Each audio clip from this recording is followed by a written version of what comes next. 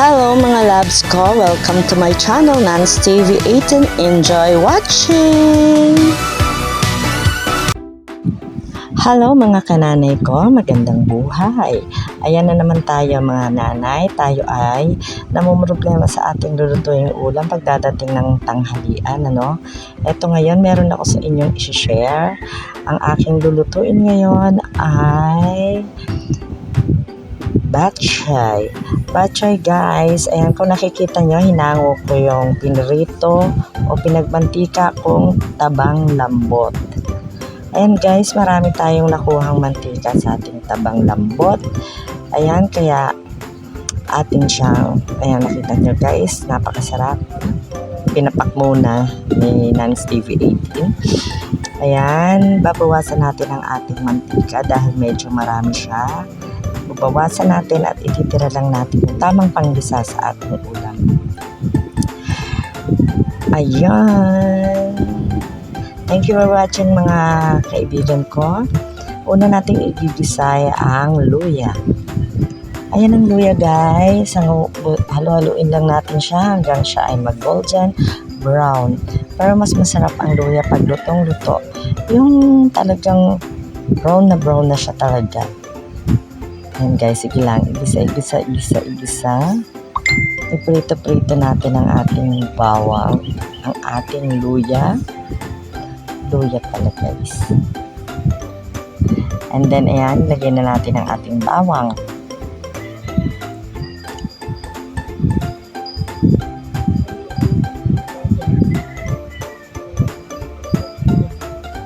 Hanggang sa mag-golden brown ang ating bawang guys. Huwag lang natin susunugin at mapait pag nasunog ang ating bawang. Ayan, lalagay na natin ang ating sibuyas. Ginisa na natin siya sa luya, bawang at sibuyas. Yan lang naman yung ating ginagawa pag tayo mag-igisa. Ang ating sibuyas at bawang. Pero dahil ito ay batchoy, kailangan may luya. Bakit nga ba may luya ang batchoy? Siyempre, para hindi ito lumangsa. And then, lagyan na natin sa ating ginisa yung ating gulay na kinchay para mas malasa ang ating kinchay. Ganyan ako magluto. Nauna yung kinchay. Yung iba kasi pag bago hanguin, pero ginigisa ko yung kinchay. Then, ayan, inuna natin yung lomo kasi sa ating sahog ay medyo matigas yung lomo. Guys, ang ginamit ko ay yung mga lamang loob ng baboy. Ang aking ginamit ay lomo. Ayan, then lagyan natin ng patis yung ating ginisa. Siyempre, mas masarap kasi pag ginigisa natin sa patis para nanunuot at mabango ang ating ginigisa. Nanunuot sa laman.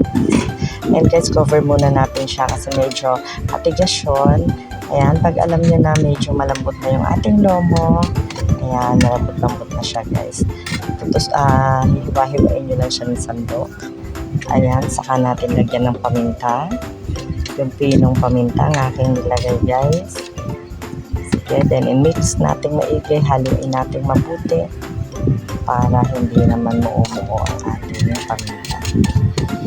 Ayan guys, kung naaamoy na sabihin nyo, lomo pa lang ang bango na talaga. Grabe. Nag-crave talaga ako dito guys. Yung problema ko yung ulam namin pero ako talaga yung nag-crave. Diyan sinunod ko na yung lapay. Alam niyo yung lapay, yung spin tsaka yung bato ng baboy.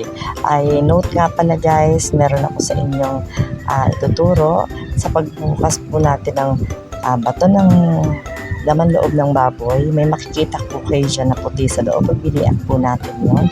Yung puti pong yon ay atin pong tatanggalin. Huwag po natin isasama sa ating ihiwain at isasahog sa ating batchoy. Malangsap po kasi yon guys. Kasi yun ang nagsasala ng mga dumi-dumi na kinakain ng baboy. Ayan guys. Ayan guys, eto na. Nagisa na natin. Ayan, malambot na rin yung lapay, pati yung bato, at yung ating lomo, kaya ang ilalagay na natin ang atay ng baboy. Actually guys, wala akong dugo, kaya atay ng baboy na dinurog, diniktik ko talaga siya ng pinong-pino, ang siya ang magiging replacement ko ng dugo. Kasi hindi tayo umabot ng dugo sa paligid, pero hindi rin mahilig kumain ang mga anak ko ng dugo. Kaya pag nagpa-butcher talaga ako, ay wala siyang dugo. Maliban na lang pag ang nagpaluto ay ang aking mga kapatid. Ayan, ilalagyan ko yun ng dugo dahil gusto nila yung may dugo sa butcher. And guys, lulutuin muna ulit natin yung nilagay natin yung atay. Then isasama na natin yung ating tabang lambot na ating chimicharon kanina. Ayan, tapos isa-gisa rin natin siya doon, then cover, and then katapos ng pakiramdam natin, mga ilang minuto, 3 minutes, ayan, nanikip-nikip na siya ng konti sa kawali guys, yan ang mas masarap talaga tayo guys. So, ang tip ko sa inyo, kunyari, ang ilalagay nyo ay dugo ng baboy. Pag yung dugo ng baboy na nadurog ko na, yung durog na durog, at inilagay nyo sa ginisa, hayaan nyo lang siya. Huwag nyo siyang hahaluin hanggang yung gisado ay matuyong-tuyo yung ilalim at mapunta sa ibabaw. Tuyo na yung dugo, saka nyo lang siya hahaluin. Ayan guys, nalagyan ko na nga pala siya ng panabaw. Ayan, sa kadaldalan ko, hindi ko na nasabi sa inyo. Ang sabaw niyan ay depende sa inyo kung gaano kadami ito, kung gaano kadami yung kakain. Pero dahil kakaunti lang kami, kaya kaunti lang yung sabaw na nilagay ko. Ang ginamit ko ay dalawang miswa. Dalawang miswa lang dahil nakita nyo naman yung takalan ng miswa sa amin ay kakaunti. Oo, pero kung malaki ang takal ng miswa sa inyo guys, siguro isang miswa pwede na sa kaunting sabaw kasi pangit ang batchoy pag sobrang malapot dahil sa miswa. Ayan, kailangan tama lang. Masarap ang ating batchoy guys. Amoy na amoy ko na siya guys. Sobrang pagkikrave ko na sa batchoy. At talaga namang ginigis ako pala ngayon na amoy ko na parang gusto ko nang kainin. Ayan guys, napakasarap ng ating batchoy guys, kaya ano pang iniintay nyo mga kananay ko dyan, magluto kayo ng batchoy para matuwa ang inyong mga anak dahil napakasarap nitong batchoy guys. Diyos ko, matutuwa sa inyo si Mister pag nagluto kayo ng batchoy. Salamat guys, thank you for watching. Ayan, ready na ang ating batchoy, ready na tayong kumain. Bye! Please like, share, and subscribe to my YouTube channel at para ito niyo ang bell notification para lagi kayo updated sa aking mga bagong video. Thank you so much!